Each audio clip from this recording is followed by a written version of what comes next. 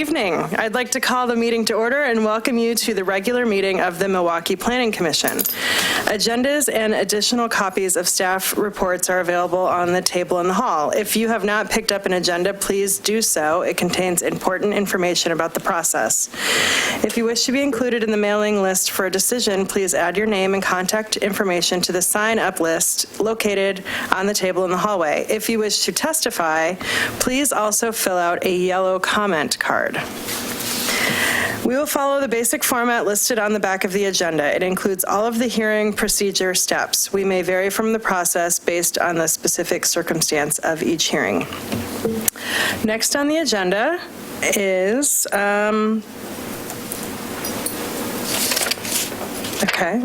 approval of the minutes. It's not on this. Oh, here we go. The minutes from February 23rd, 2018. Does anyone have any corrections to make? No. I actually do. So on page 3, it says Commissioner Hem moved and Commissioner Edge seconded, which I think that's supposed to mean Commissioner Hemer. So I would like to make that amendment to the minutes, please. Any other corrections? Okay, I'll entertain a motion to approve the notes as amended. I'll make a motion to approve the minutes as amended. All those in favor? Aye. Aye. All those opposed? The notes are approved. Okay, informational items. Are there informational items from staff? I do have a few. I think the first one I'll start with, though, is that Carl just informed me that his cameras the controls aren't working for the cameras, so he can't pan and zoom in and do the things that he would normally do with the camera. So he's got like one shot of staff and one shot of the Planning Commission. So if anybody's watching wondering why it looks different, that might be part of the reason. The items I wanted to talk about are some of the other planning activities that are going on right now.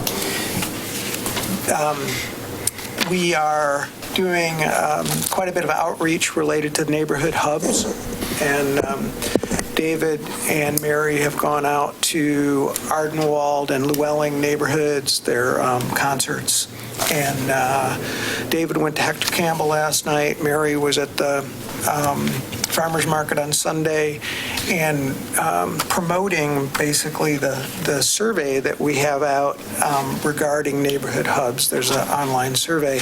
And as of earlier today, we had over 280 responses, which is a really significant number. How much longer is it open? It's open for like another 2 weeks. Oh, good. Thank you. 10 days, maybe? I need to get on that. 10 days.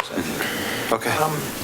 I think we're going to break all of our records for online survey response with this one. It's coming up at the council next week. They will be adopting, I believe, by consent, finally, the Block 1 policies after they'd made some minor adjustments to those Block 1 policies, so that they'll be adopting a resolution basically pinning down those policies until we get into Block 4 of the comp plan work. Denny, so at the last comprehensive plan meeting, the question was asked, well, can we relook at all of these other things? So Yeah. Does that mean by resolution that it puts it into stone, or? No. No, it just sets them aside for now and says these are the,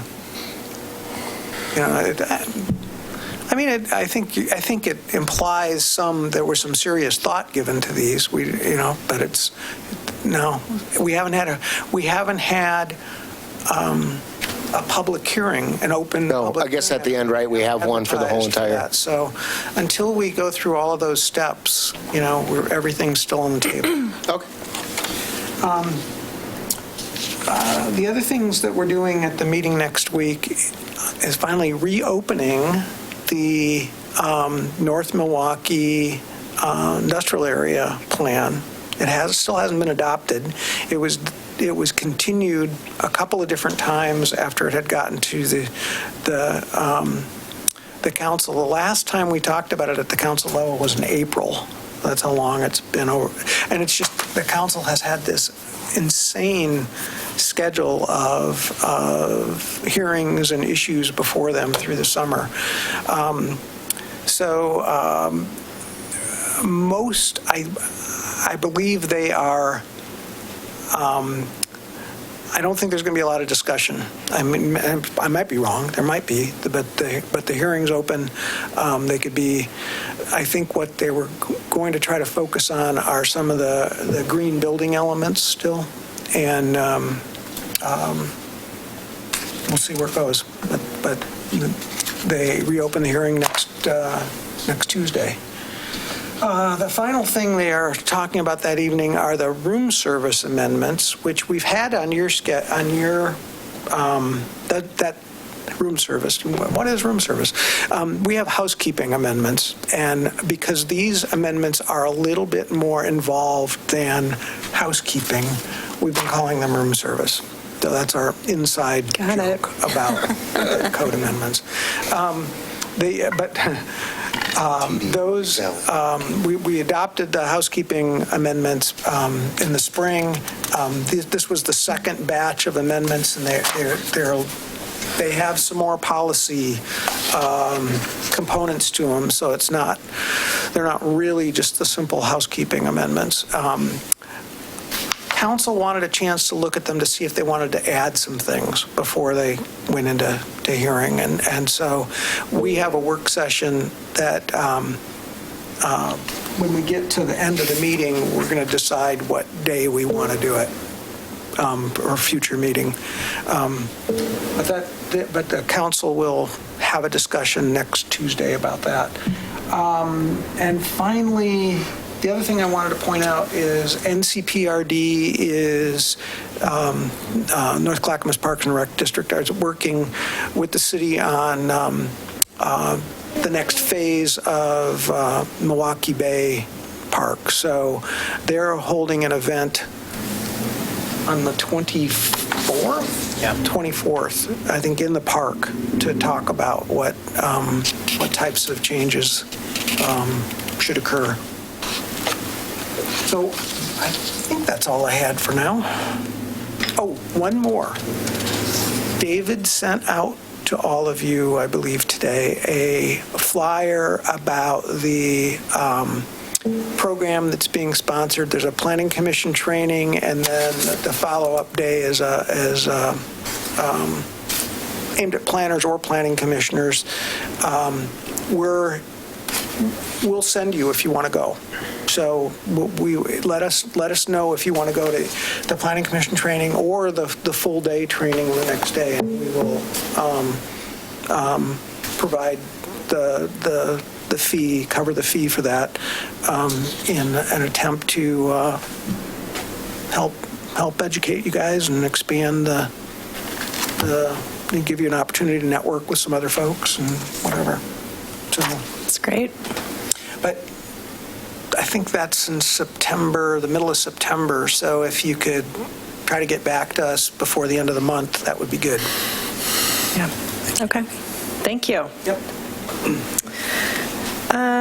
Next up, audience participation. This is an opportunity to comment on items not on tonight's agenda. If you wish to comment on an item that is on the agenda, there will be time for comments after the presentation. Does anyone wish to comment on an item that is not on tonight's agenda? Okay. Okay. The next agenda item is a public hearing on 44th and Llewellyn Rezone. So that's a type 3. Switch my script. Okay, the public hearing on 45th and Llewellyn Rezone is called to order. The purpose of this hearing is to consider application number ZA-2018-003. The purpose of the application is to request a rezone on property located at 44th and Llewellyn. The applicant has the burden of proving that the application is consistent with the City of Milwaukee zoning, subdivision ordinance, comprehensive plan, and any applicable municipal code provision. The applicant has the burden of proving that the proposal conforms with all of the city's applicable criteria. I now ask staff to cite the zoning ordinance sections where the criteria can be found. Yeah, the two relevant sections are Milwaukee Municipal Code, Section 19.902, Amendments to Maps and Ordinances, and Section 19.1006, Type 3 Review. Great, and I would just like to go back and actually put the address for the property. So I see it here. It's 4401, 4409, and 4411 Southeast Llewellyn, 10500 Southeast 44th Avenue, 4401 Southeast Harrison. Okay, so all testimony and evidence must be directed toward the applicable substantive criteria. Failure to address a criterion or raise an issue with sufficient detail to allow the Planning Commission an adequate opportunity to respond to each issue precludes appeal to the City Council based on that issue. Failure to raise constitutional or other issues related to proposed conditions of approval with sufficient detail to allow response precludes an action for damages in circuit court. Any party with standing may appeal the decision of the Planning Commission to the City Council. Persons with standing are those who submit written comments or testify in person or sign the Planning Commission attendance sign-up sheet in the hallway. Conduct of hearing. I will recognize those persons who have completed the testimony cards. So far, I have none.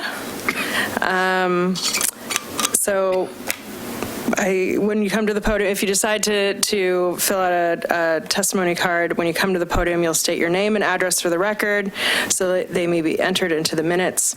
If you're here to testify, please remember to confine your remarks to the application and the relevant criteria and to avoid repetition and irrelevant information. If additional documents or evidence are provided by any party, the Commission may, if requested, allow a continuance or leave the record open to allow the parties a reasonable opportunity to respond. Any such continuance or extension shall be subject to the limitations of the 120-day rule unless the continuance or extension is requested or agreed to by the applicant. Okay.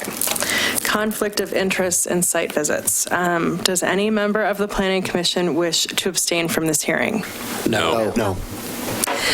Does any member of the Planning Commission wish to declare an actual or potential conflict of interest? No. Does any member of the Planning Commission wish to report on any ex parte contacts? No. Will any commissioner who has visited the site prior to this hearing please raise their hand? Did any of those commissioners who visited the site speak to anyone at the site or note anything different from what is indicated in the staff report for this application? No. Does any member of the audience wish to challenge the participation of any member of the Planning Commission? Does any member of the audience wish to challenge the jurisdiction of the Planning Commission to hear this matter? All right, let's proceed to the staff report presentation.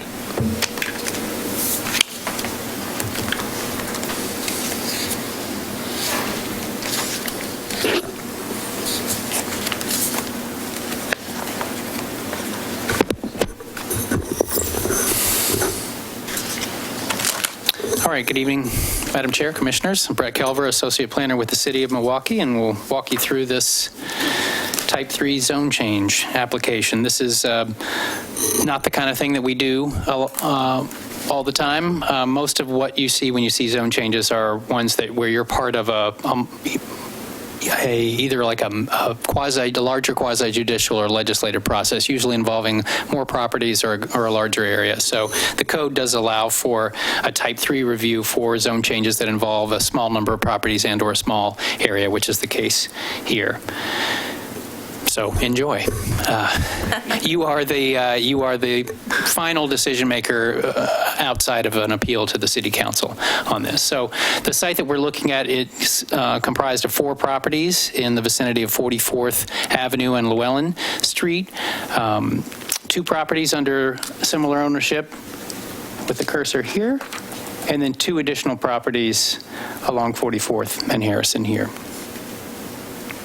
They are adjacent to the King Road Shopping Center where the Safeway grocery store is, just south of King Road, and kind of in the central part of Milwaukee. And the original proposal from the primary applicants, the Derringers, was to rezone their properties from R3 to R2.5. And as part of the pre-application conference process, staff encouraged or suggested that they consider making an ask to other property owners in the area to see if anyone else was interested in joining the zone change. As part of just kind of maybe making a little more coherent configuration out of the currently very small R2.5 configuration in the city. And there were, as you can see, 2 additional properties that decided to join in with the zone change.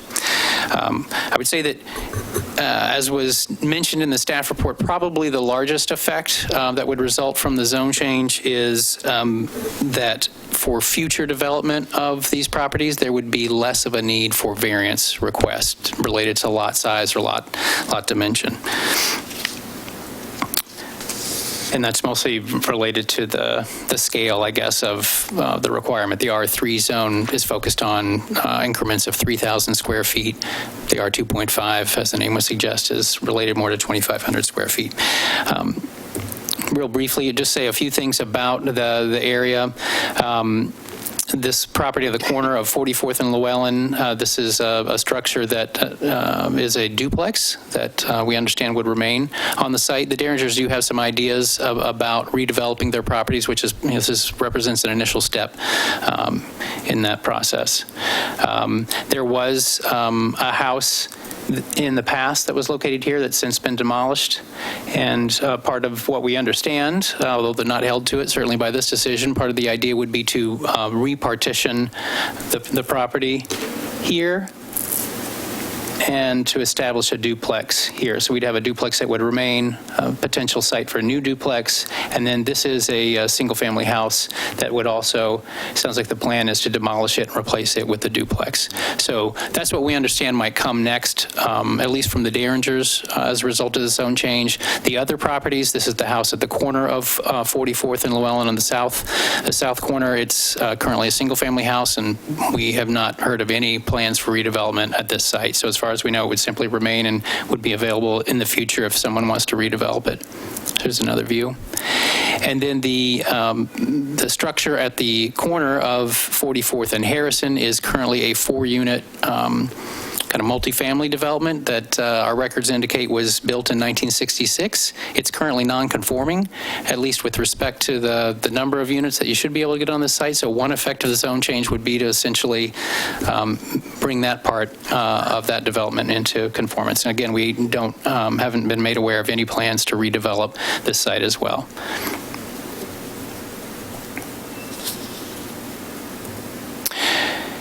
As was covered in the staff report and the findings, there's a list of criteria that need to be met and addressed, and we've addressed those in the staff report and the findings. They have largely to do with just evaluating the suitability of the area for the proposed zone change, and then the proposal's general consistency with some of the relevant regional, state goals and policies. And the staff assessment of that was that it does in fact meet sufficiently all those criteria. So our recommendation is for approval.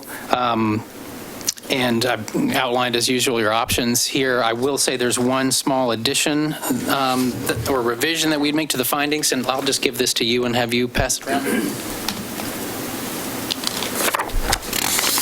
Again, my own lack of familiarity with the Type 3 zone change process resulted in me overlooking one part of the code, which normally zone changes changes to the zoning map are officialized by the adoption of an ordinance, and that's what the city council does. You guys don't do ordinances, but since you are the final local decision maker, my original understanding was, I think we'll have, once we get a decision tonight and get through the appeal period, we should change the zoning map. In fact, the code does have a provision that says you still need an adopting ordinance. And so what would happen and what the finding is intended to reflect is that after whatever decision you make becomes final, if it was for approval, we would take a simple ordinance to the city council that they would handle I guess almost as a matter of exercise. I guess they wouldn't be reopening the decision to look at it. They would almost be like a request for annexation or something where it's just a few minutes, it's kind of a formality. So that's what would happen next if the proposal was approved. So with that, I guess I just ask you if you have any questions or comments. Anybody questions for Brett? No, but I would like to say I like the blue background in the screen much better than the brown, so did an excellent job on that. I'm not uniquely responsible for that, but thank you. It's a pleasing color. Pass it on. Yeah, we'll share that with the folks who worked that out. Okay. Good feedback. Have we received any correspondence on this matter other than those items included in the meeting packet? No, we haven't. Okay. Applicant testimony, comments from the applicant or their representative. That's me, but no comment. Okay. Unless there's a question I can answer. No comment from the applicant or the representative. Okay. And we have no cards, so we have nobody to testify. So we'll move right on to questions from the Planning Commission, even though I just asked if anybody has any questions. Anybody have any more questions? No. No?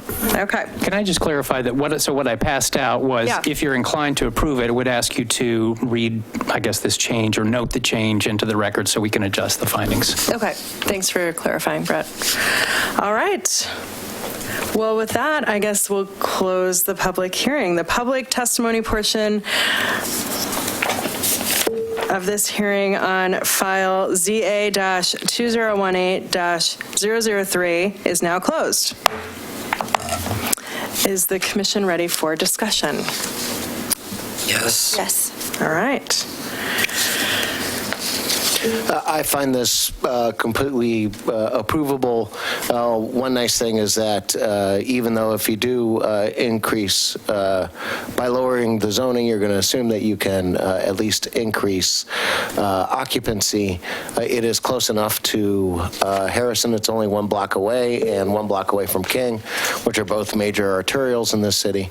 Also, it actually fits in really nice with our neighborhood hub concept, because you would assume that the Derringer property that's there at the Safeway is what you would kind of call a neighborhood hub area. Yeah. And, to be able to support that area, maximum out some density there is a good idea. And it seems to me that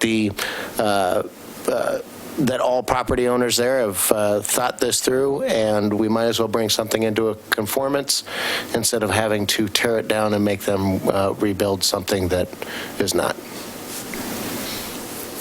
Yeah. Yeah. Well said. I find Anyone this a very agreeable Yeah. zoning change. I have no issues with it. Same here. I have no objections to this at all. No concerns or comments. Over here. Ditto. Agreed. Good, yeah. No, I think it provides an excellent example of redevelopment opportunities in the city, and I think that, as Commissioner Hemer stated, it's a great location for this type of activity, and hopefully, potentially others may follow suit in thinking about how to increase utilization of existing properties for redevelopment. So, great. It sounds like we're all in agreement about that. So I will entertain a motion then. I would like to make a motion to approve application ZA-2018-003 and adopt the recommended findings found in attachment 1 and include Exhibit 1. Seconded. Okay. Had a motion and a second. All those in favor? Aye. Opposed? All right.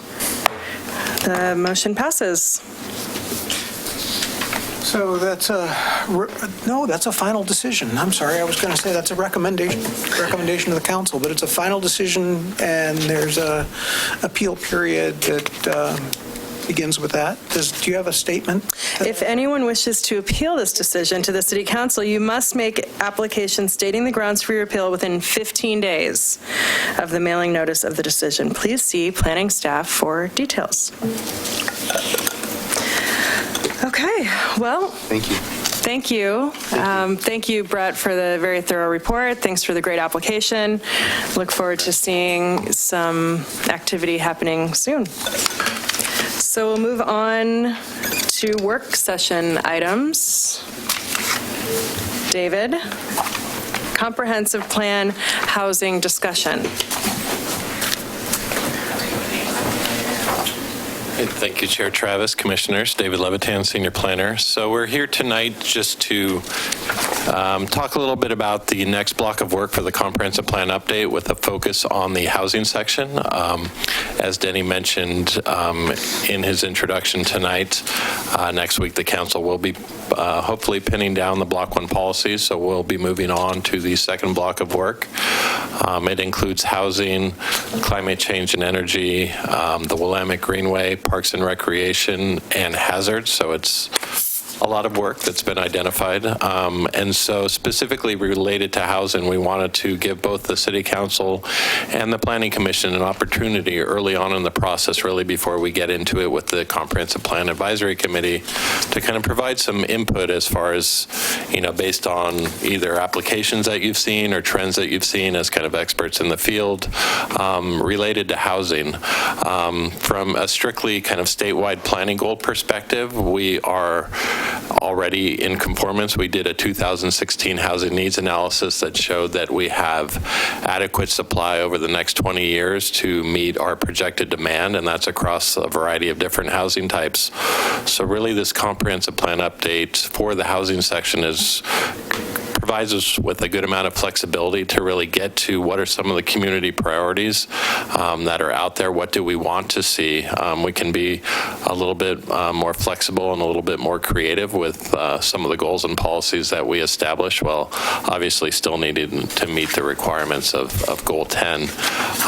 Right before this, we went to the City Council and had a kind of a similar study session. I may let Denny give a brief description of that, but we wanted to give the Planning Commission that opportunity as well, just so we're doing a very comprehensive look at this issue of housing, because it is something that the city has been focusing on a lot, especially the last 2 years. A lot of work related to housing affordability, related to different types of housing like accessory dwelling units and cottage cluster, other missing middle types. So we just wanted to get your thoughts if there are specific items that you'd like us, as we start to kind of scope this out with the CPAC, are there items that you'd like us to look at? And that's really kind of the gist of the presentation, and what we just wanted to have a discussion tonight. The training session in September, both the Planning Commissioner training and the planner training the next day both have a section on housing. So that, I think it might be worth going. It's a good opportunity. Yeah. As David pointed out, there's been some initial work done. The housing needs analysis was done in 2016, and pointed out that we didn't need to make changes to comply with state rules. So there wasn't anything that we needed to tweak to bring things into compliance. The issue then is, do we think we're doing a good job providing affordable housing? And we just did and we know that there are pressures out there to try to address more affordable housing options. A couple of things we're looking at outside of this, or parallel to this process, are we've been having conversation with folks at Department of Land Conservation and Development about a grant to examine our ADU requirements to see if there are things that could make it easier. That's awesome. Also, to do an overall code audit to see if there are other things in our code that are obstacles for housing development. The parallel project to that is a grant from Metro to look at cottage cluster housing. And that is just starting off, but one of the first tasks in that project is to, again, look at the the code requirements and see if there are things that we could do in the code to make it easier. That project is more involved than that, though. It's supposed to actually try to work and help someone develop a project and bring that forward so that somebody builds a project. So those are two things that are going to be happening parallel to our work on the comp plan and policies. The discussion with council today, council basically gave us some direction to not necessarily be conservative in our approach and to look at zoning options that would broaden opportunities for housing throughout the community. And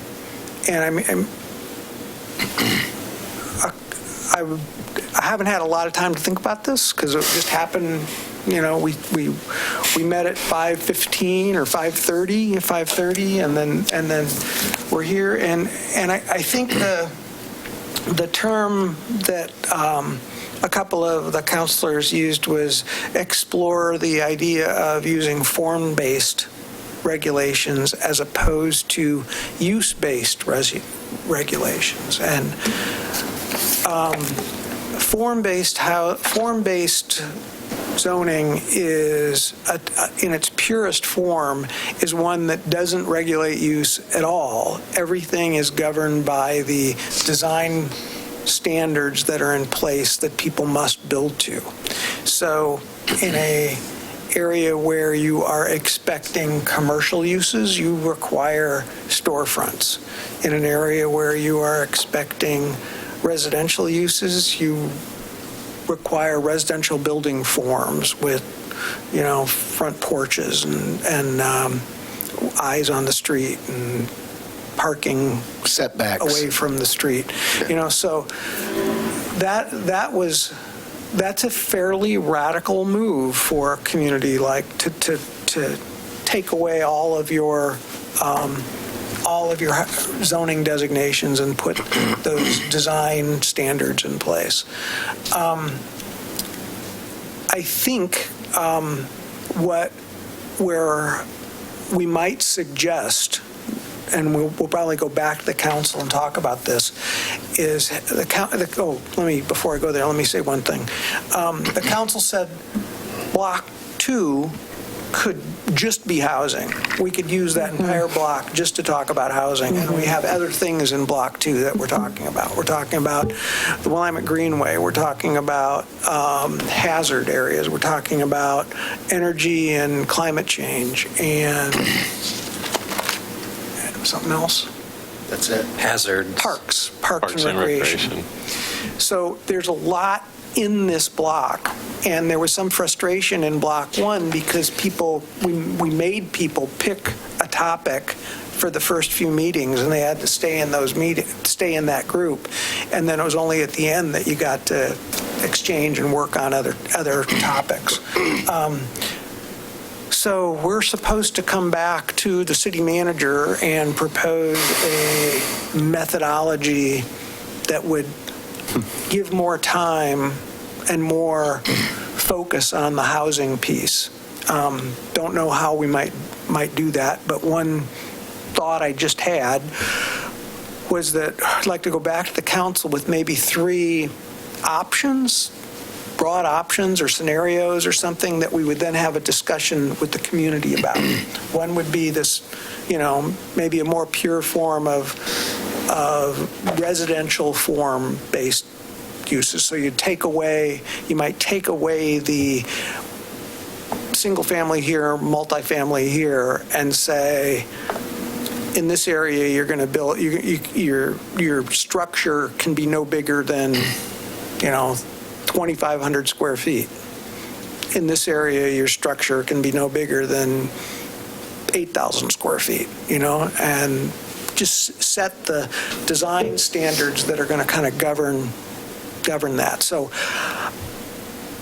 as an option. And so to describe maybe that option at one end, and then at the other end, an option that would be tweaking our current zoning to find areas that are appropriate for cottage cluster, or find areas that are more appropriate for other types of affordable housing, and then something in between. And then taking those concepts out to the community, much like we're doing right now with the hub approach. That was my thought in the half an hour between there and here.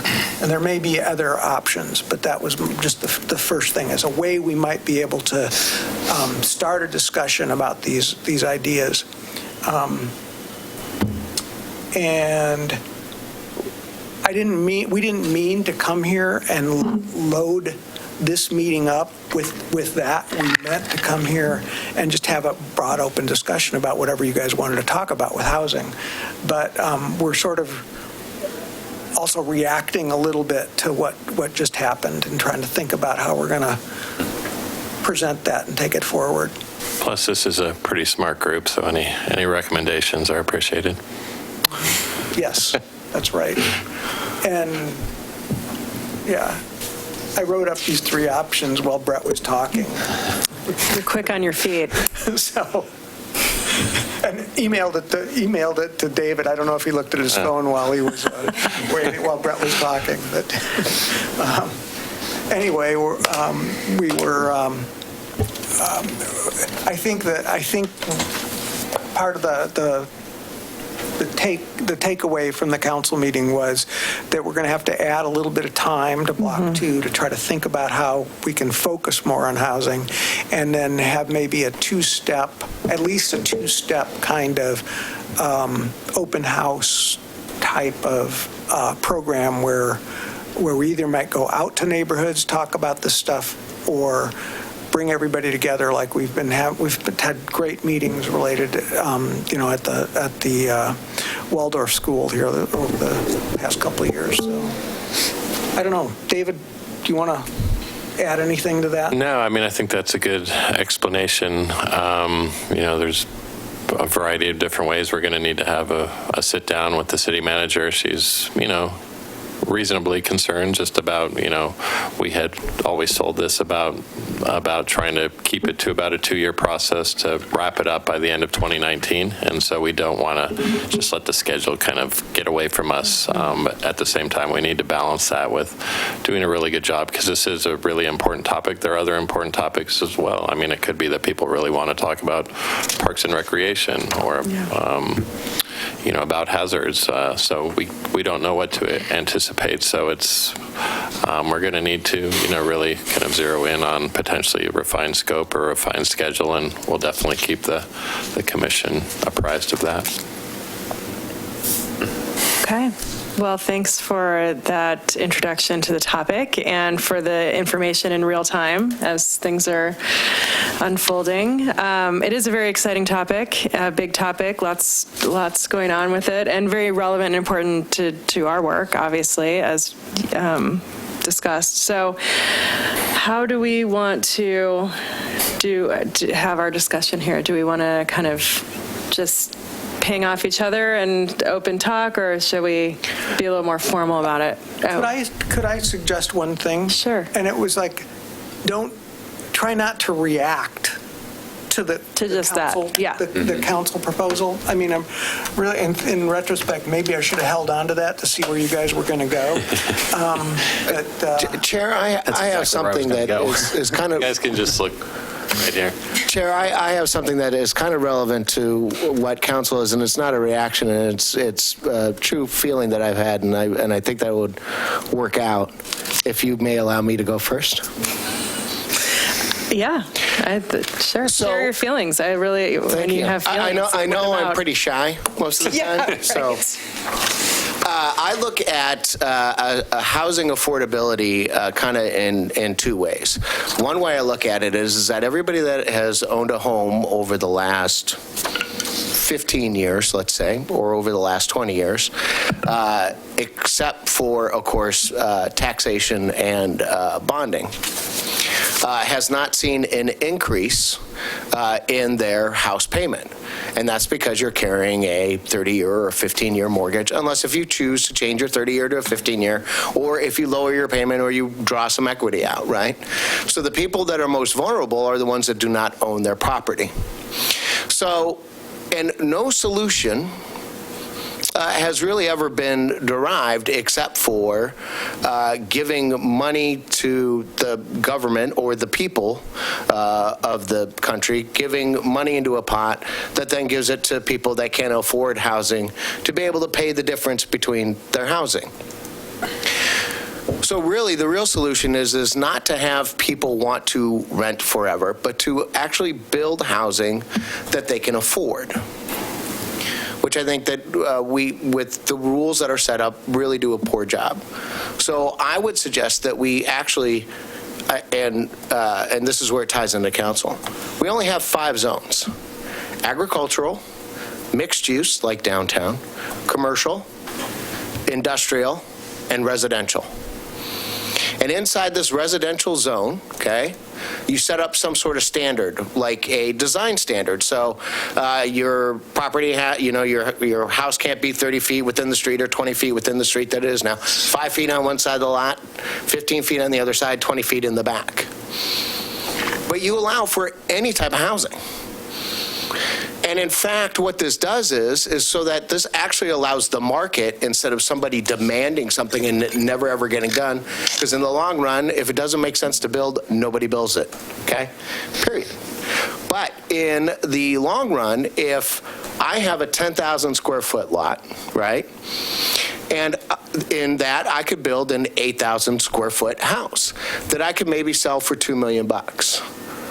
Or I could build 10 smaller houses, right? And maybe I'll sell each one of those for $100,000. I don't know how many buyers. I've really shortened my pot for a $2 million buy of a house. But I have also opened up my pot very widely for somebody that can afford a $100,000 house. And so instead of making all these exceptions to rules, we should let some cottage clusters, we should let duplexes, we should let ADUs, we should do this. We should throw away those rules, and we should allow all great ideas to be freely formed and developed. Because most of the time what we do is we chase trends instead of being the trendsetter. And by loosening this up, and so when Denny said, oh, we should only have areas that allow 2,500 square foot house. No, we shouldn't. We should allow, you set a minimum lot size of 1,000 feet or something, right? But then this way, if somebody wants to build in an R7, they can do 2 lots. They can buy 2 lots, build a bigger house without even having to go through a whole big old variance process too. I mean, it really just simplifies the system. Now, there are 3 problems with it. 1, it's hard for your transportation management plan, right? That causes a little bit of cluster. But we also know that most transportation plans go by population and maybe not by future of population, unless if you set your density areas there. Under metro rules, we have to look at projections. Right. That does play into So it screws up a little bit of your transportation plan. So then you kind of got a limit. You could say, well, okay, well, for every acre or for every 2,000 square feet, you can only have 4 dwellings, or however all that works out. So there's some regulation that you kind of got to put in there.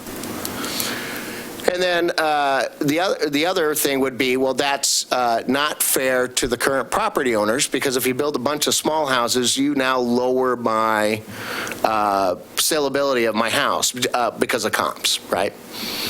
But really what that does, and the answer to that objection is that, no, it actually makes your property more developable, or it actually makes it more worth buying, because now it's more developable. If you have a 1,500 square foot house and a 7,000 square foot lot, and you can get 7 houses in there all of a sudden, now your property value is actually up, because if they divide it all out, it's actually worth more to them. And the third one is that, well, that's just not the way it's done. And we use that excuse over and over and over again just to get the same results. This issue happens every time that the economy turns around really, really well. And I'm old enough to at least have lived through 2 of these booms and through at least one big bust as an adult, where if we were flexible enough, we wouldn't hamper the construction industry, or we wouldn't be kicking a bunch of people out, because we have created an opportunity for the economic system to be able to give affordable housing that is needed. Then on the backside of that, I think what we should also do is develop a program, basically a grant program, that helps pay first-time homeowners or underemployed, I don't know what you say,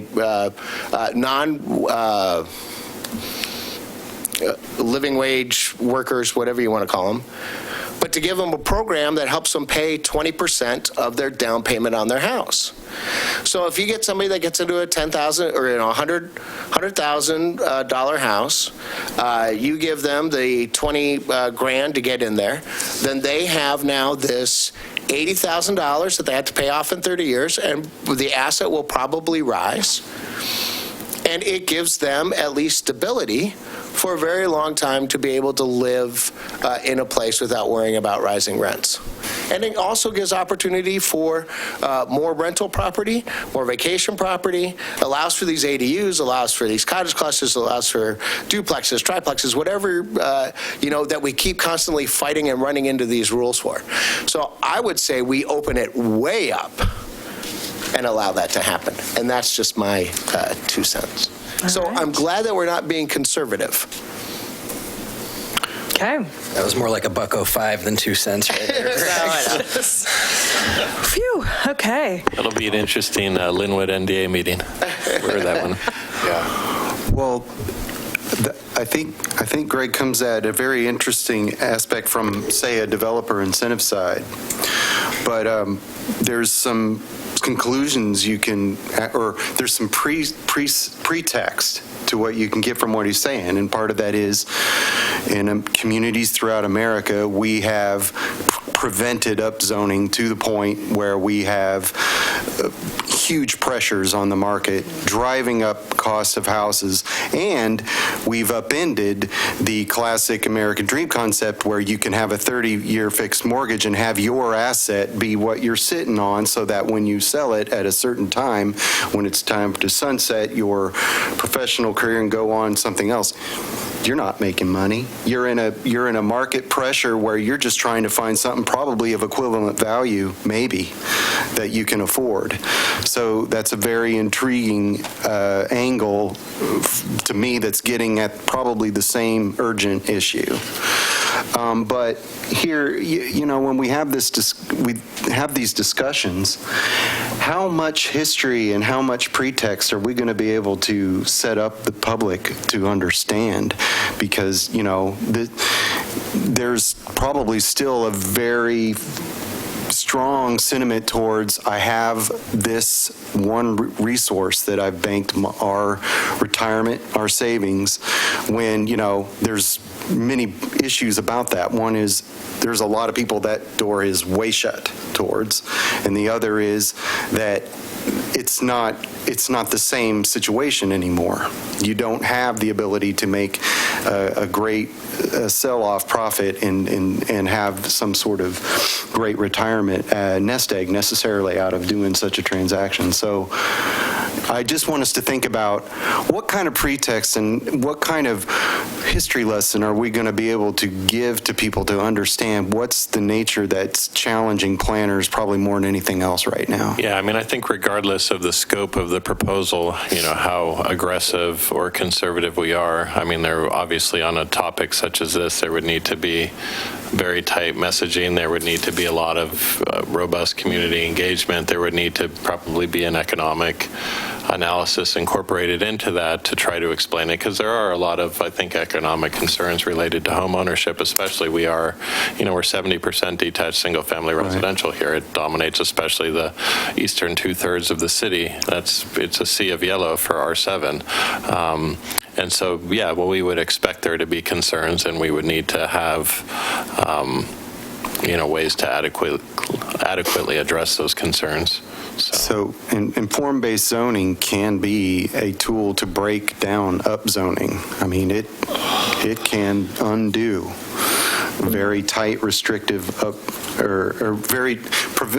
promotes upzoning. Mm-hmm. It can prevent, post-war to now kind of subdivision formation and white flight and shutting doors out from others and all kinds of things that we talk about now. But I'm really intrigued with, council, are they thinking about how they would message that out to the residents here? Because those are tough pills.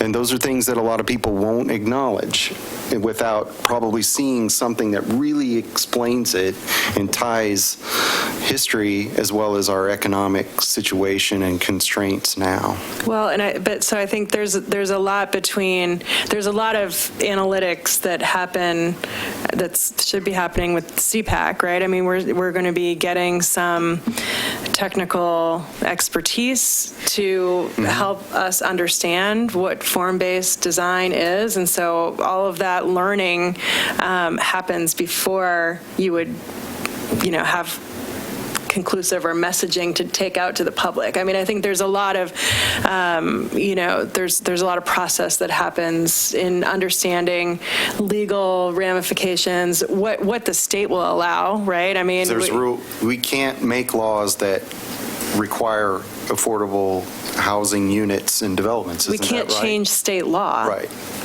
So it's like, how radical can we go? And I think that's like a little bit of analysis that hopefully we'll be getting, in terms of what's the most radical community in Oregon? So, do we have examples that we can draw upon? Because I think that helps as well in our learning. And then, when you're able to show something to the community, then it's like less esoteric, right? It's more concrete, like, oh, look what they did in Albany. I don't know, probably not Albany, but somewhere. And if it hasn't been done, why hasn't it been done? Is it because there's some state law that's saying, that kind of constrains us in how far we're able to stretch? I'm not aware of any community that has sort of taken a really, really aggressive approach. I mean, I think Portland, with their residential infill program right now that's on hold, is perhaps the most aggressive.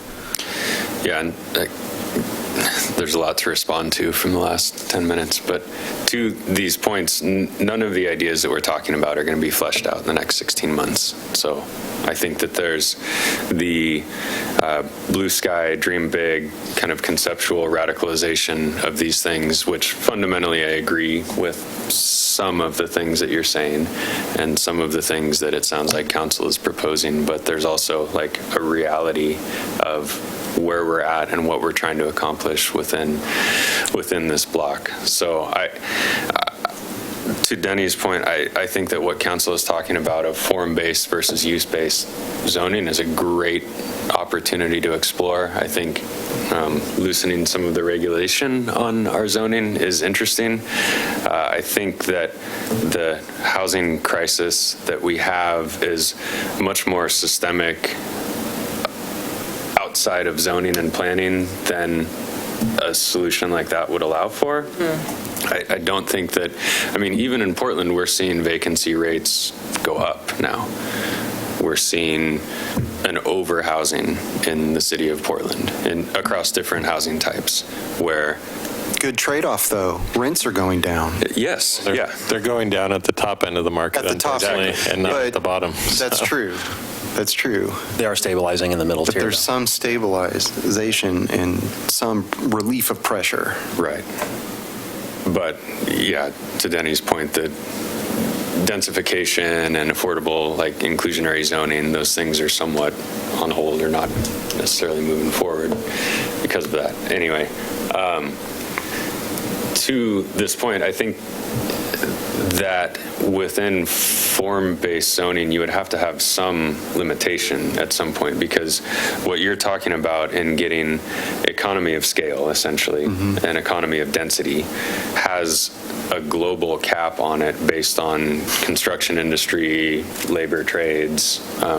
You're not going to be able to build 10 houses on a piece of property for the economy that you think you could get, I guess. Right, So what people are going to do then is want to go vertical, want to go shared wall, and at a certain point you have to provide height limits, you have to provide setback limits, Right. so that you don't build a 10 by 10 box of 100 units, Yeah. which is essentially a slum and non-dignified Right. housing. So the idea would be is to keep in the design standards that we have now.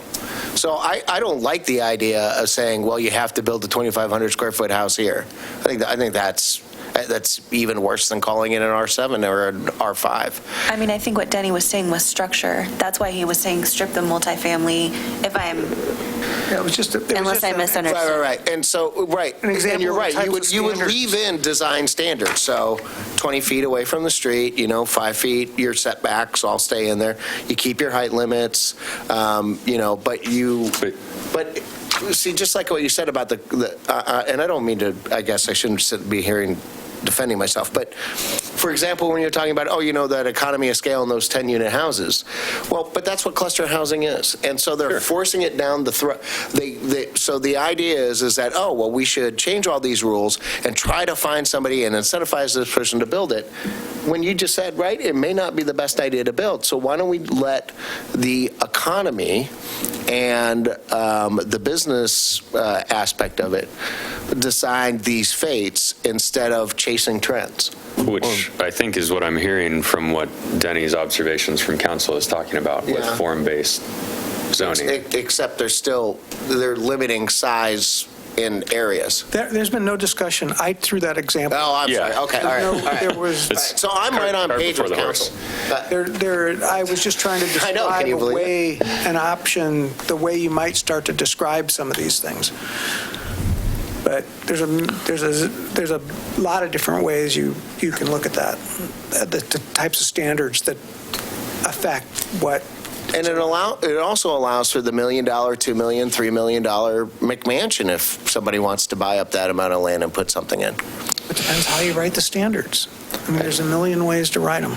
Commissioner Edge has been waiting patiently, I can tell. So There are very valid policy reasons why you wouldn't want to allow a very large single-family dwelling in an area where you might want row housing or additional density. So I mean, it's just to respond to that one point. But ultimately,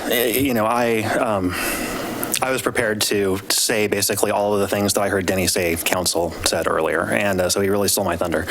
But I want to echo all of that because I think it's looking at a form-based code I think makes a lot more sense.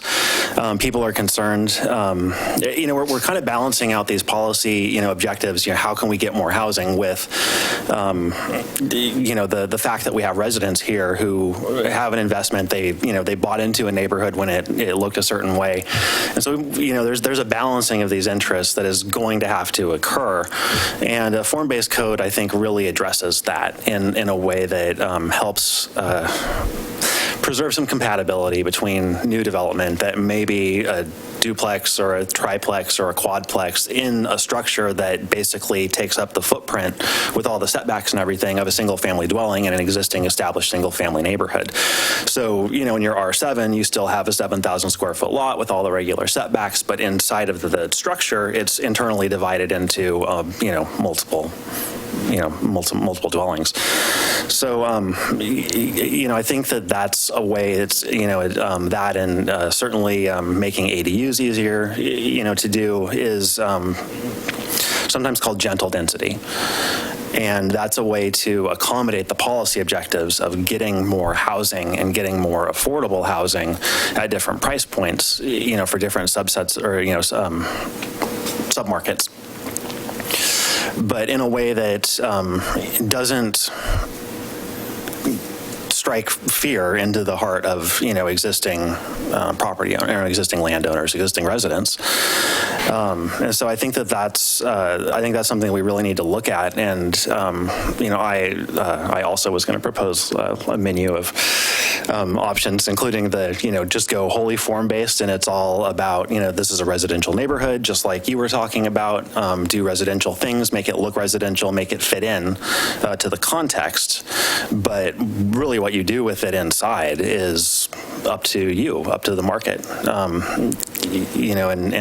I think that's valid. I mean, there's open space considerations and everything. There's transportation considerations. There's hazards considerations. All of those other policies have their place in the comp plan, and so we don't necessarily need to address them in the housing component, like putting too much housing in a floodplain, for instance. I'm very concerned about that. But, there's the hazards component to really address that, I think. So as far as the housing is concerned, I think that we could do a lot with form-based where it was very hands-off.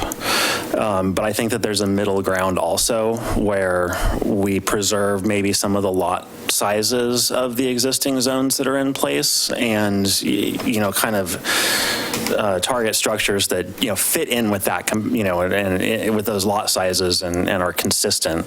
But inside, it might be a fourplex. Yeah.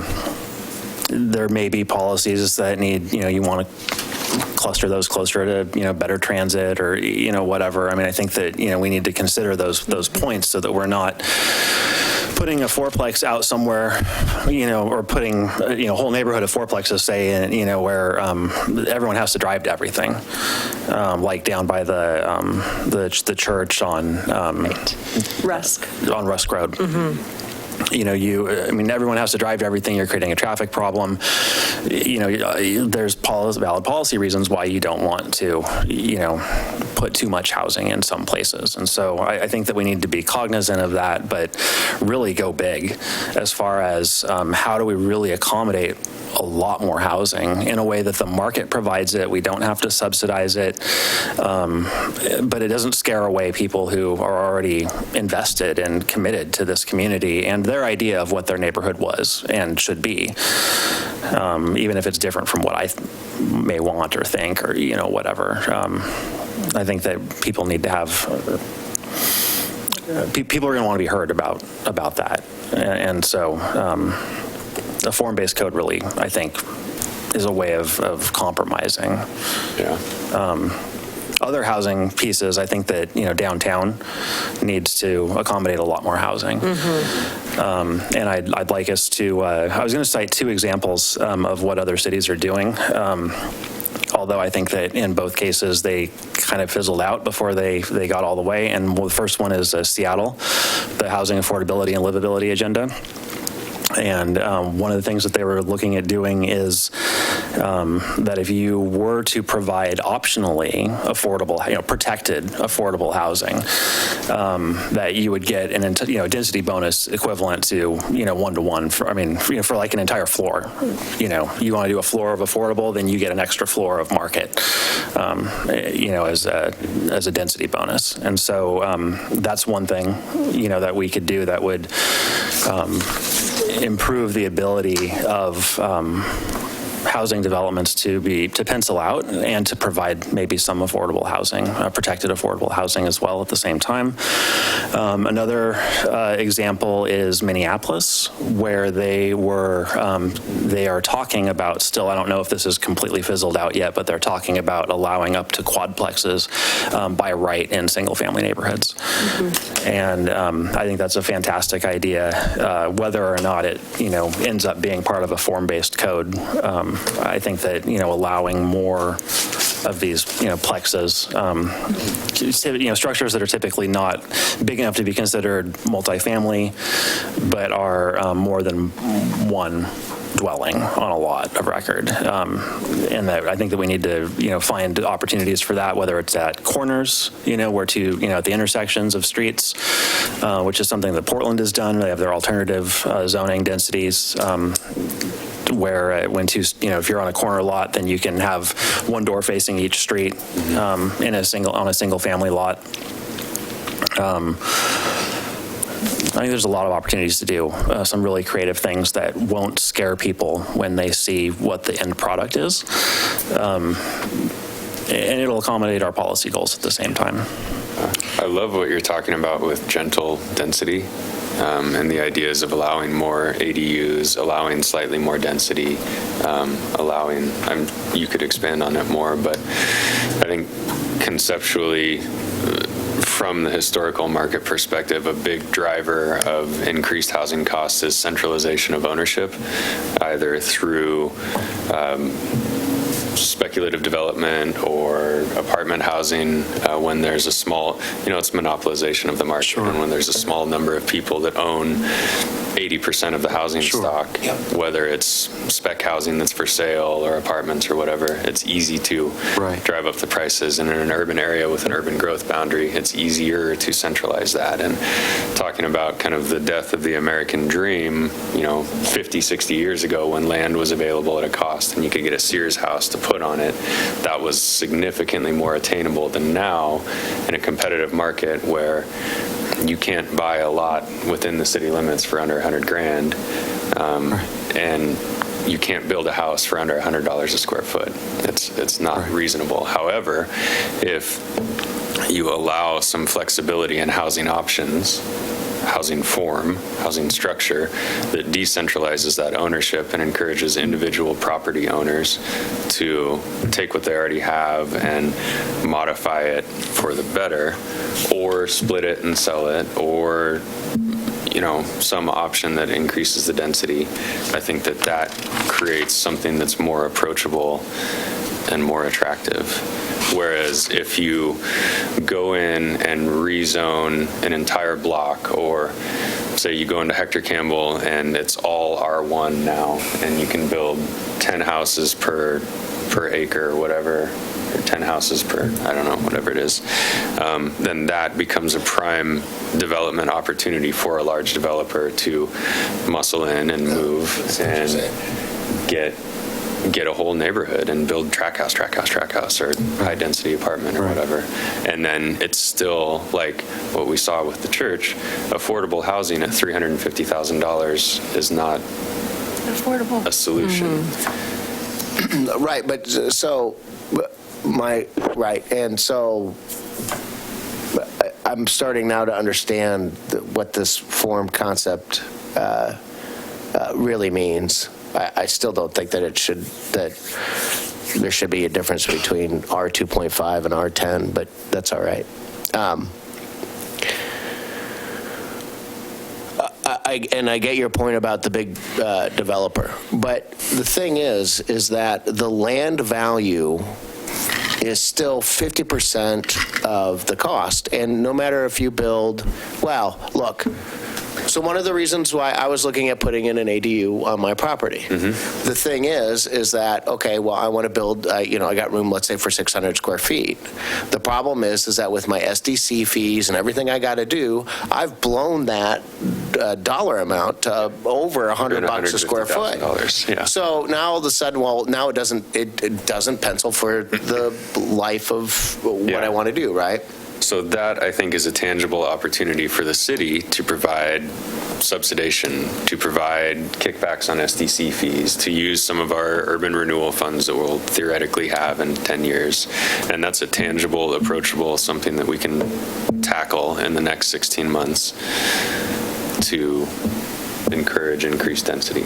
Well, can I ask a clarifying question? Is that the grant from DLCD that you mentioned that will examine ADU requirements? Will it also look at the STCs and fees and? fully agreed on what the scope is, but that's something that we could look explore. at. Yeah. And, the nice thing about this form-based concept is I remember we had issues with the county zoning versus our zoning and people not wanting to join our group because our zoning is hard or less restricted.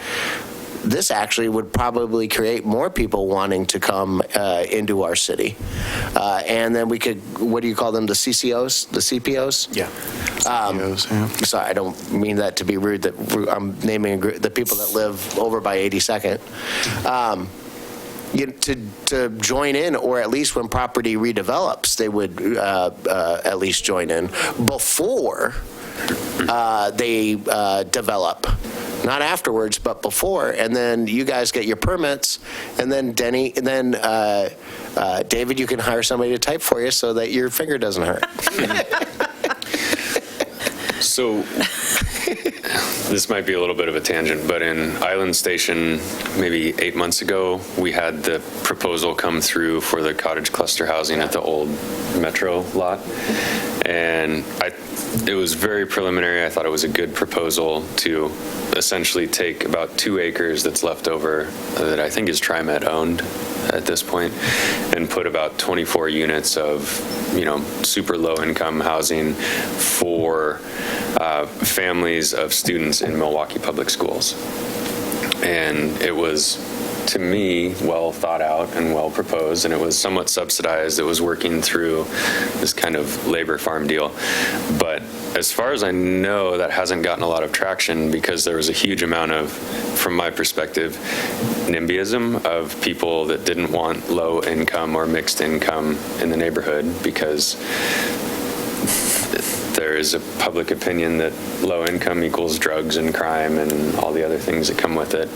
And it was really hard to get that neighborhood traction to allow that increased density and to allow alternative housing types. So again, I don't know if there's a way on a policy side to make that more approachable. Yeah, I think Metro has been trying, to simplify it, to create infographics, to be, this is your barista at this income, this is what they can afford, this is your construction worker, this is your teacher, your nurse, to kind of reduce some of that stigma. Right. It's something that, we face and must be something just within the human condition, because you think about a large progressive city such as Seattle with the program that they did, and my sister owns a house in Ballard, and her neighborhood was up in arms, and I was like, I didn't understand it as a planner, but it still happened in a city of 800,000 people, and it is very much about messaging. We would need to, I think we've been pretty good about our engagement. This would be a whole next level, it is. It would be difficult. So, yeah. And one of my concerns is that I don't want to repeat the mistakes that the Great Society created. The Great Society is Johnson's program. And and Cabrini Green, us Chicagoans, Illinoisans, know what Cabrini Greens is, and that was one of those projects where you build something in the middle of a district, and you send all your low-income people there, and then you quarantine them off from the rest of the world, and that's not the way people learn about life or opportunity or anything like, because they're still stuck only knowing what they know.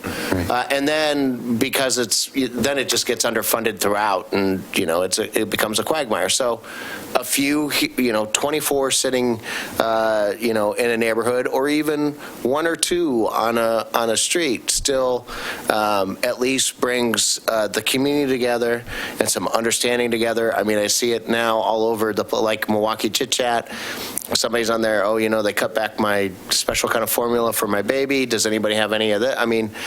We've kind of turned into this very genteel, community-orientated, we'll share things, and I think that you can get that message across with housing as well. Well, and I think if you look at the community vision, it does talk about affordable housing and different types of housing types being dispersed throughout the community. That's something that came directly from the community, so we would hope that there would be a way to implement that. And so there's already been some discussion. I think, there is some direction from the Milwaukee community. It's just as far as it's always more difficult to implement than to vision. So There's a really great project in Seattle called the Block Project, which was started by my college roommate, actually. And I would encourage anybody to look it up because it takes advantage of some of this increased density that Seattle has pushed through in the past few years and some of the economy of scale distributed across like prefab housing, where it works with individual property owners to place a single-family small ADU on the property of an existing property owner, and then takes a marginalized community member or marginalized family and places them in that home through a series of private subsidies. And they've been operating for 4 or 5 years and have had quite a bit of success. And have What was placed, the project called? It's called the Block Project. Okay. But if you open that up to sort of private subsidization in a way, it can provide some nimble, creative solutions, I think. There was a Harvard study published in 2014 that speaks to this, which is when you have truly mixed income neighborhoods, that it's the upward mobility for the lower income classes is equivalent to being in the next higher income class, and that it's more likely that far more likely that children of lower income families will be able to jump up to the next the next class tier, by virtue of being in a mixed income neighborhood. And so this is a very sound policy that we should absolutely, codify in the next comp plan and figure out how mixed income communities. It's something, that's being discussed for the Hillside site, and that's been proposed, and that a lot of housing authorities are starting to do. It's that that mixed income concept is becoming very much more mainstream. But how do we make that a standard, right? And can we do that? The problem is you can't, except for having different levels of housing choices on the same street or on the same block. Yeah.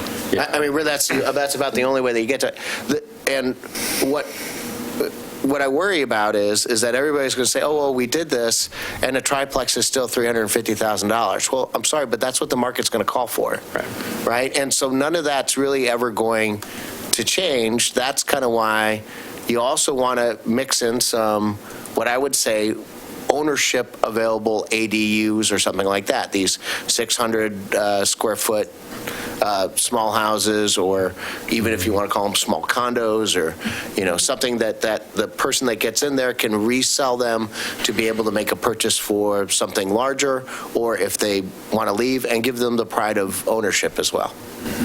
Well, it's, the one thing with that, though, is that it's, it maybe is against families, right? I mean, if you're talking about promoting smaller unit sizes, then it's not really getting at family housing. I mean, unless you're really looking at how do you then give the kids a chance to be in in these mixed income type environments, if your strategy is to promote smaller unit, ADUs, and because those are more single occupancy. But you also do triplexes, and you do quadplexes, and you do all that kind of stuff too. But it's still, the kid that's got a factory job that comes out of high school still needs a place to live and can build equity, and that girl that comes out of high school and has a factory job, or is a medical assistant or something like that, or is a barista.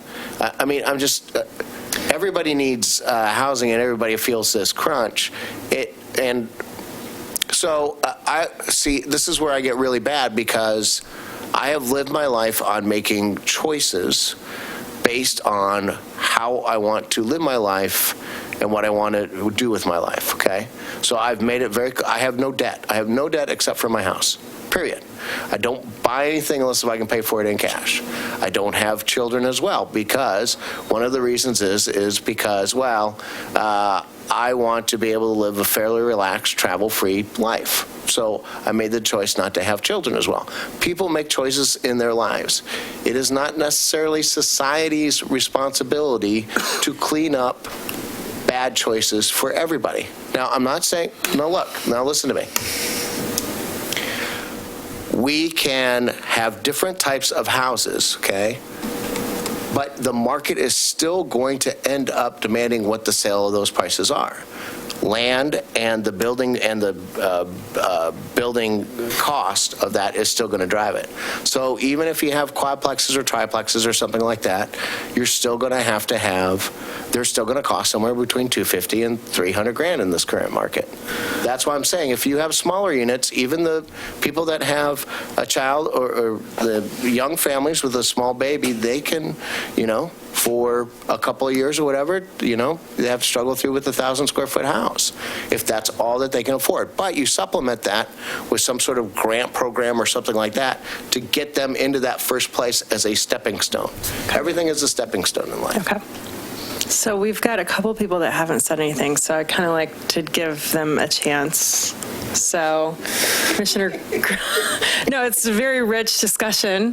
That almost went down a path that wasn't really comfortable with, but I get it. let's make sure we hear from everybody. And I think also thinking out what, your primary question is, what is it that we want to see, in terms of like getting reports or, the work of the CPAC. And so, there's a lot of philosophies that we've been talking about, but I think also in a practical sense, well, if we have I think what we're hearing so things for far, David. what we heard from the council is they're wanting to kind of go above and beyond kind of just a small incremental approach to, resolving or addressing, some community concerns that they're open to kind of, it doesn't have to be a radical approach. I think Denny's recommendation for some alternatives, some options to look at is a good one. That would be a way to kind of refine this. But you seem to be, there's still a spectrum, obviously, of ideas, but seems like there's pretty much agreement as far as, let's not be confined to the way things are now, traditional Euclidean zoning pattern. Let's look at ways that we can address housing affordability and other housing issues, because we do have that freedom to do so because of what our housing needs analysis showed. So that's what we're hearing so far. We're going to need to go back to the council. So, I'd love to, I've appreciated the discussion. If we have additional comments, I'd welcome them. I'm sure this group could talk about this all night, but I want you to be able to go enjoy that crisp, clean Willamette Valley air out there. So. I just have a couple things to add, and obviously coming from a multifamily developer perspective, there's at least one developer out there who is really looking at some innovative ways to do things as far as crowdfunding or crowdsourcing, and providing opportunities for lower income people to get into investment, not just as far as home ownership for themselves, but to own a piece of something that will appreciate in value for a relatively small amount of investment. I think that's really smart. It gives them a chance to essentially be investors for $3,000 to $5,000 if they can come up with that initial amount of money. I think that's a very good way to build wealth, and kind of an interesting way to get that information out there to people who wouldn't necessarily do or know even where to start otherwise. And then that developer is also, building structures, market rate, the market rate units subsidize the lower income. And while, again, coming from my perspective, how do you guarantee affordability and for what period, and how long do those units stay affordable? And preservation of affordable housing is always going to be kind of like my number one concern, because there's no guarantee there for how long those units are going to be affordable. But I think those are some really good ideas. I think they're, innovative. And we just have to kind of start looking outside the box as far as what we do. Another thing would be if the city was open to kind of land banking and allowing people to kind of a land trust, which has been done before. It's nothing new. We recently toured this. He's I guess a developer of sorts. He's rehabbing shipping containers. Kind of amazing what he's doing for how much they are and kind of what he's doing with it. And if the city had land where people could kind of lease and put like a $50,000, I mean, these things are beautiful. Yeah. Get into something for like 50 grand and then just kind of pay their lease to the city, and then their house payment, if any, would be really small. I mean, these types of things are kind of what we're looking at now. I think the Portland's infill program is a great one. I mean, I worked for how many years? I mean, if you just look downtown at all those big houses that have several units in it, I think we got away from that when we started moving to bigger lots and, not interacting with our neighbors and not having community. Milwaukee's all about community, and I'm seeing it more and more every single day. And I just think we need to get back to that. I think there's a public education piece to your point, because NIMBY I don't think is ever going away. I think it is inherent in the human condition, but the way to kind of counteract that is just education. These are your teachers, these are your firefighters, your people that work for nonprofits. So that's what I will say about that.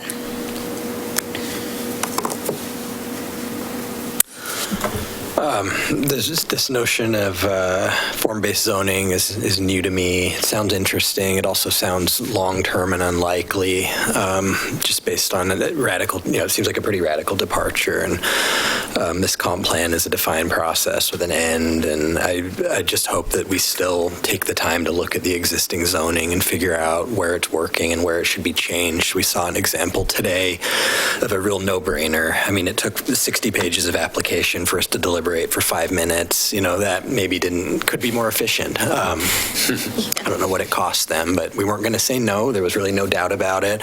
So why don't we look at broader changes from R3 to R2.5 if it's such a no-brainer? Why don't we have policies in place where there's places in the R10 where there's a desire and a need to make things a little bit more dense? So I think this is great, but it just seems really hand-wavy and really far down the road. And this is a once in a 30-year opportunity to make tangible changes to the system that we have in place now. And the system that we have in place now has worked, in some ways well and in some ways not, but we've had it for 100 years. So I don't know. I just hope my recommendation and ask is don't neglect the tweaks that we can make to the existing system in the favor of this broader conversation. And I don't really have anything more to add than that. I mean, this was interesting, but I'm not sure that it's going to turn into. No, and just to clarify on the form-based zoning, that would be, within the development code. So that would be post-adoption, post-comp plan adoption development work. You would need to obviously frame the discussion, but you don't need to zero in specifically. This is not getting in a map and marking potential form-based zone areas. It's Sure. I mean, I think in the plan, you'd need the policy basis to go there. No, and I agree. Right. And the land use plan itself, the plan document, if you were going to go with kind of one or two or three designations from. I think if you're going to that extreme, correct, I would agree. I think, we would have to think of a way to have those higher level goal and policy discussions that provide some of that flexibility, but they do need to provide, if you are wanting to go in that direction, there needs to be enough specificity and direction to, allow for that. So We need to spell out some options and clearly explain them if this is the way we're going to go, and let people kind of weigh in. I mean, there's just form-based zoning can mean a lot of different things. It can mean that pure form that I described, or it can mean just shaping the structure of a building on a lot, like we have today with our residential infill standards. You know, It sounds good and reasonable to me to have that be an option, and my ask would just be that there's an option that looks at ways to make the existing zoning change process more efficient in light of what we saw with our hearing today, and looks at incremental changes to the existing zones, and that option should be weighted pretty much not less than these more sweeping changes. Mm-hmm. Yeah, I think that's also a good point in thinking about let's not let this get derailed. And, you know, if they're radical can mean that we end up with nothing in the end, right? If nobody can agree, or there's too controversial and the community isn't there and it just goes off the rails, then we lost got our nothing. opportunity We've lost our for opportunity. incremental improvement. Yeah, so I think that's a really good point. Can I just say, if we do nothing, we're fine, right? If we just leave everything the same, we're still good. We are, yeah, under the current By state law or zoning, we whatever are, it is, right? Yeah. So I get one other thing that I would like to say that I thought of this before I thought about just blowing everything all up, is anything that's on an arterial street should be one zone less than what the inner is. So, for example, if you have a R5 on the inner part of the neighborhood, if you're on an arterial street, you know, make it an R4 or an R3, whatever the next one is. That way, you know, at least when you build your density, you're already building it on the arterials, and assuming that that's where your major transit system lies. So there's a, you know, if we're not going to go completely off the rails, which I would say that you explore that option, I say we go for it. But if you don't, that would be one of my suggestions to easily changing that zone map. Well, maybe it's a phased approach, you know, where there's some analysis on low-hanging fruit and you know, there's some interim steps in the meantime of figuring out this more radical. Well, the more radical we get, the more, I mean, as Adam would be able to point to, the TPR analysis on just blowing everything up would be pretty insane. Yeah. Right. Yeah, except we're revisiting the TPR. Yeah. I mean, folks, you need to understand, we're about to have land use form that is not like what we are used to. All those big surface parking lots, in about 30 years, they're going to be commercial and residential development, because we're not going to need them. Mm-hmm. We need to think a little bit outside of just tweaking zoning, is what I'm saying. I think we do need to do a baseline assessment of zoning areas to tweak for meeting certain, probably we should say, hey, what kind of thresholds might we change or be within? And we need to do that. That's very important. But we need to, this is a vision process where the entire aspect of transportation and land use is about to be upended. Okay? Big time. If you guys saw the presentation from U of O, it's not a joke. Getting people to part with their parking. Right. And that's going to be a fun conversation. Really hard. But I'm talking about too. commercial public parking lots, or I mean, excuse me, development parking lots, surface parking lots. For one, that's not the highest best use for a developer. Right. Two, they're not going to be needed anymore. Okay, I couldn't agree with you more, but I'm just automated vehicles. I'm just So saying. I'm just saying that form-based zoning is probably going to be a helpful tool that we really have to get our heads around. Traditional Euclidean zoning of 100 years ago is not at all going to get us to be looking at what we have to look at when we're changing uses. That by technology is going to drive that. I think so I just want us to be able to balance a prudent need with a vision need. Agreed. I think the city has to get a little bit aggressive when it comes to just parking requirements in general. Well, I So hear it's not they're doing a popular. study right now. It's not popular, but I think that's kind of what just Well, needs to yeah, be done. we aren't going to be able to decouple parking policy from this. Yeah. Well, just alone, I am amazed at how many buildings now, instead of wasting the money on surface parking or a parking garage, put in those parking elevators or whatever you want to call them. I mean, I see them all over the place now. And I mean, that's got to be expensive, but apparently not having a strip of asphalt, not as expensive as having a strip of asphalt. You know what I mean? So we'll get into it probably with transportation, but the future is competing for space. It's all about space and the curb. And we're going to be really looking at code a lot differently when we're talking about how curb is going to be used in the future, particularly in our commercial areas and commerce, areas of commerce. So I just want us to be aware that the whole aspect of radical and upending, man, things are radical and upending right now. Happening. Okay? So One, I just want to reiterate, whoever said, was talking about SDCs, coming from development that has dealt with SDCs for a long time now, making that process, in addition to making the process of just like our process and going through that whole, 75 pages for what we just did, making the SDC process a little more transparent and easy to understand. And if there can be some incentive there, I think I would just really, really encourage that with the city when it comes to, even building these smaller homes or incentive for building density. That's a really important piece. And there's already been discussions about basically, state law requires you to show your SDC methodology, so there's some discussions on how we could shift that away from, the way that we currently calculate it, so.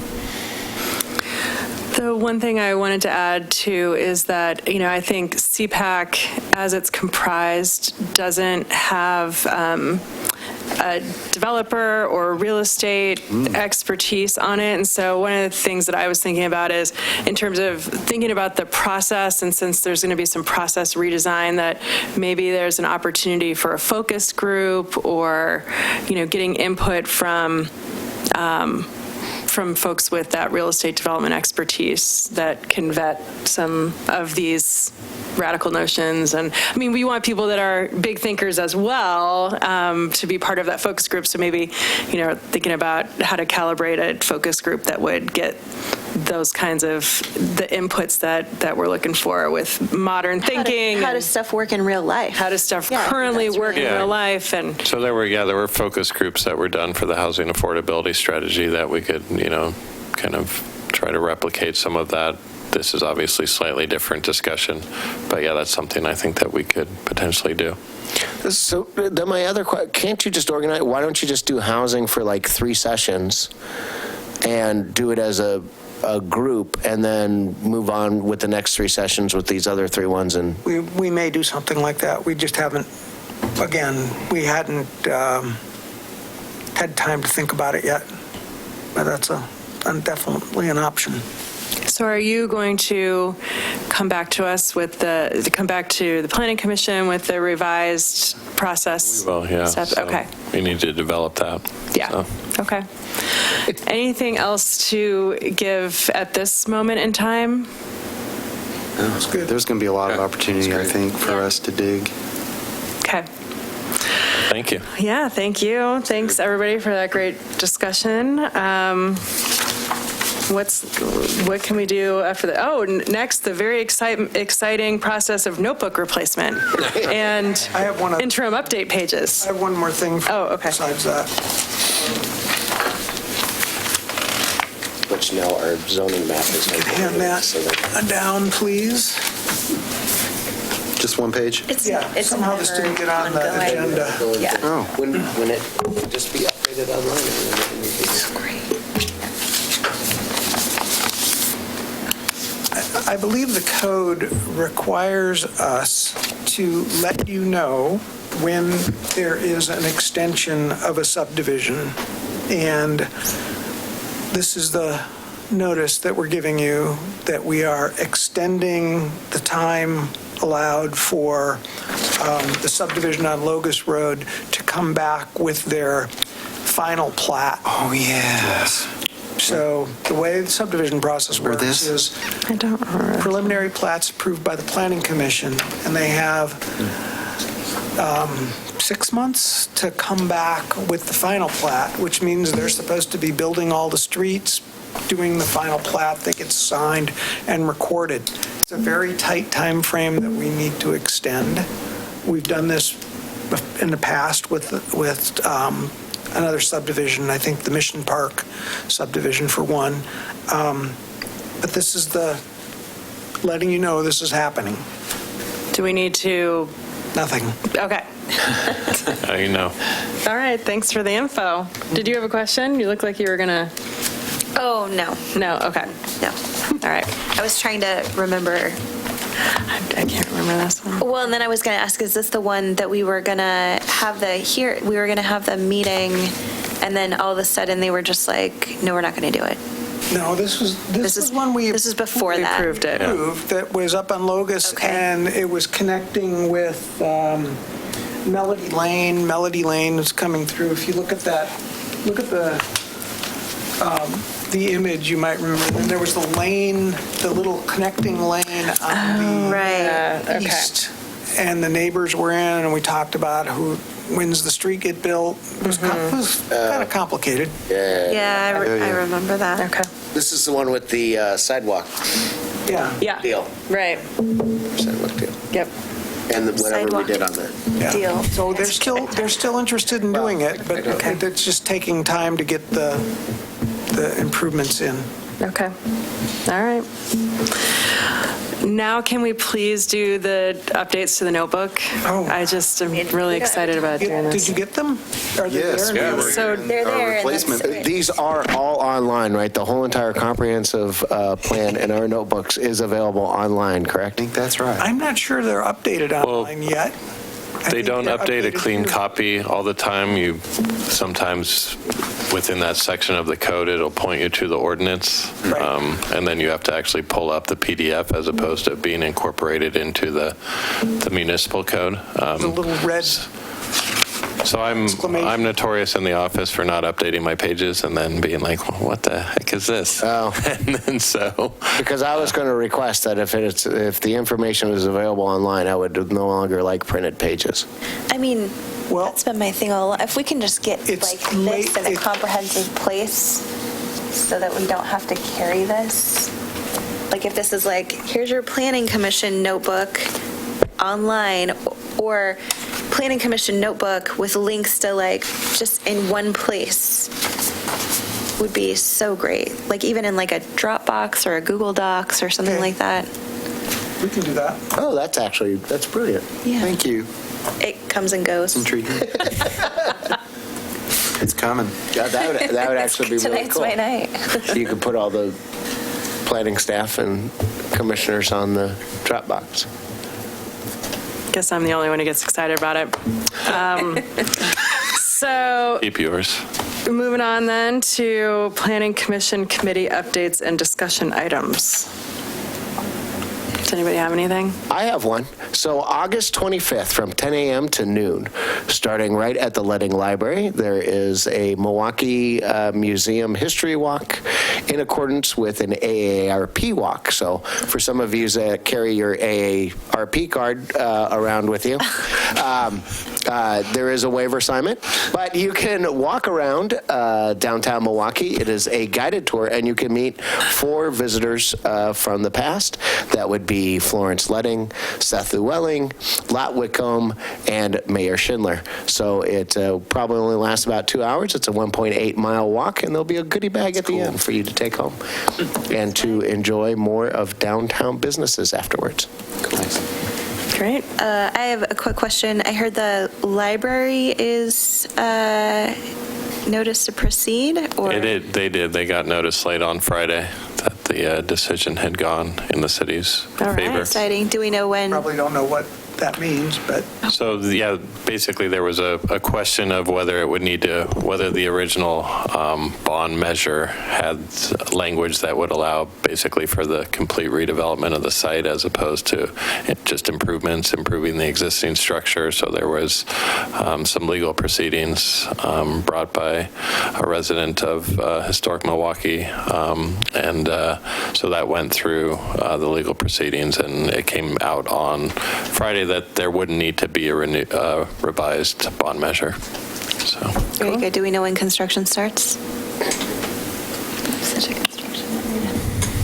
I don't know. I'm just like, I'm waiting for you to say something. Oh, you didn't hear the question? Which one? Do you know when construction starts? I do not know when construction starts, no. I have another maybe construction related question that you might not know. Still curious as to when they're going to perform that. They're digging out under the Adams Street overpass.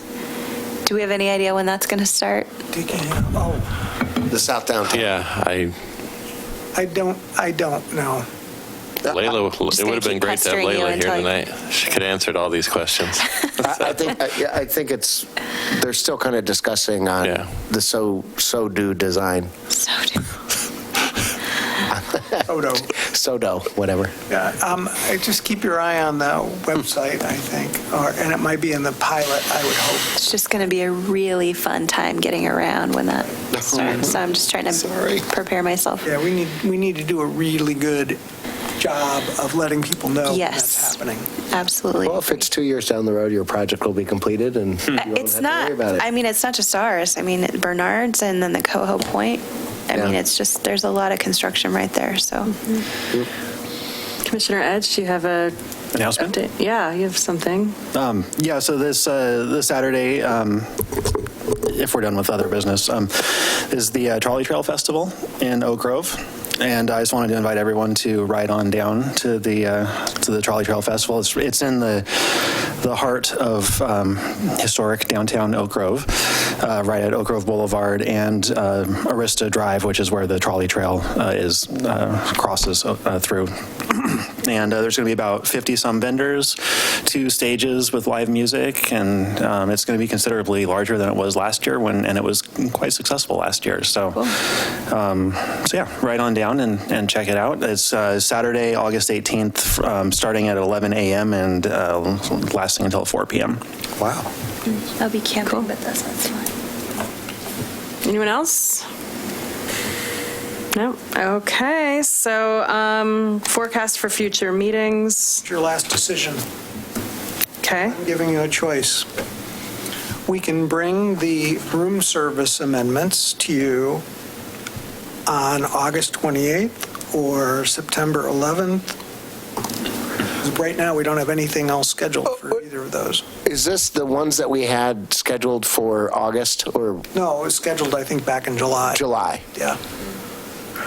And we decided to go through the full process of discussing them with the council before we brought them to you for the work session, because the council had a couple of items that we think they wanted to add in. So I would prefer the 28th. There's a CPAC meeting on September 10th, and then there's this event with the planning thing and on the evening of the 12th. Yeah, so Okay. yeah, so it would be a busy week for me if we were, if we could relieve ourselves of that So September 11th meeting. There's a good chance then that we'll cancel the 11th and do this on the 28th. If that's- We have a hearing scheduled on the Makes sense. 25th for the Harmony Park apartment building out on Harmony Road that needs a variance. On September 25th? Yeah. Yeah, okay. Does that does that work for anybody else to do August 28th? And 28th is fine. Is that fine? Okay. Sounds reasonable. So right now, it looks like we'll be canceling the September 11th meeting. And then we should all go to the event, Yeah.